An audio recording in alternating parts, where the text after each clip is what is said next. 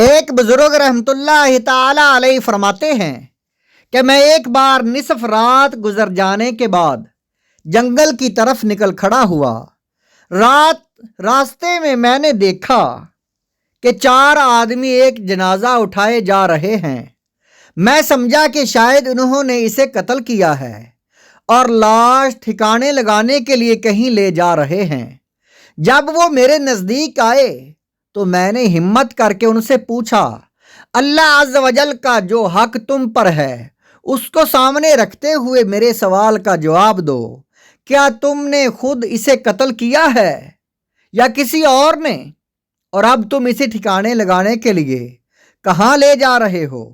انہوں نے جواب دیا، ہم نے نہ تو اسے قتل کیا ہے اور نہ ہی یہ مقتول ہے، بلکہ ہم مزدور ہیں اور اس کی ماں نے ہمیں مزدوری دینی ہے۔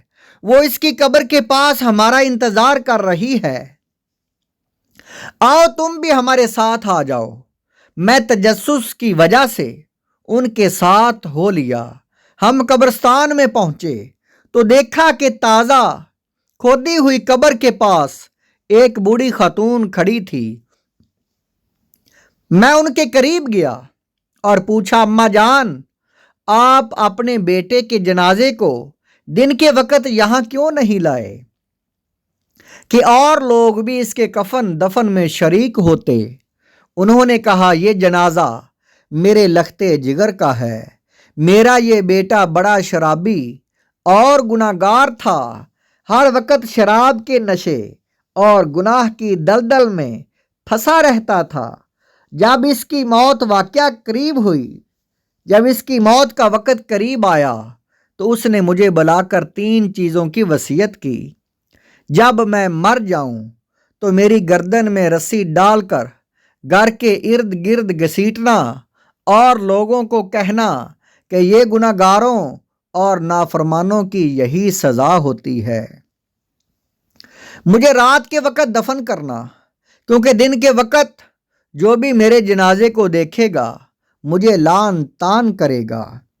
جب مجھے قبر میں رکھنے لگو تو میرے ساتھ اپنا ایک سفید بال بھی رکھ دینا، کیونکہ اللہ عز و جل سفید بالوں سے حیا فرماتا ہے، ہو سکتا ہے کہ وہ مجھے اس کی وجہ سے بخش دے۔ جب یہ فوت ہو گیا تو اس کی پہلی وصیت کے مطابق میں نے اس کے گلے میں رسی ڈالی اور اسے گھسیٹنے لگی تو ہاتف غیبی سے آواز آئی، اے بڑھیا، اسے یوں مت گھسیٹو، اللہ عز و جل نے اسے اپنے گناہوں پر شرمندگی یعنی توبہ کی وجہ سے معاف فرما دیا ہے۔ سبحان اللہ۔ وہ بزرگ فرماتی ہیں، جب میں نے اس عورت کی یہ بات سنی، جب میں نے اس عورت کی یہ بات سنی تو میں اس جنازے کے پاس گیا، نماز جنازہ پڑھی، پھر اسے قبر میں دفن کر دیا۔ میں نے اس کی ماں کے سر کا ایک سفید بال بھی اس کے ساتھ قبر میں رکھ دیا۔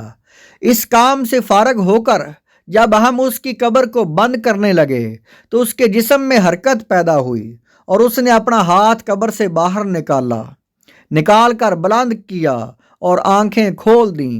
میں یہ دیکھ کر گھبرا گیا، لیکن اس نے مجھے مخاطب کر کے مسکراتے ہوئے کہا، اے شیخ، ہمارا رب عز و جل بڑا غفور الرحیم ہے، وہ احسان کرنے والوں یعنی نیکی کرنے والوں کو بھی بخش دیتا ہے اور گناہ گاروں کو بھی معاف فرما دیتا ہے۔ یہ کہہ کر اس نے ہمیشہ کے لیے آنکھیں بند کر لیں۔ ہم سب نے مل کر اس کی قبر کو بند کر دیا اور اس پر مٹی درست کر کے واپس آ گئے۔ توبہ کی روایات و حکایات، صفحہ نمبر 73، باحوالہ حکایات الصالحین، صفحہ نمبر 78۔ جے میں ویکھاں عملاں ولے کچھ نہیں میرے پلے، جے میں ویکھاں رحمت رب دی بلے بلے بلے۔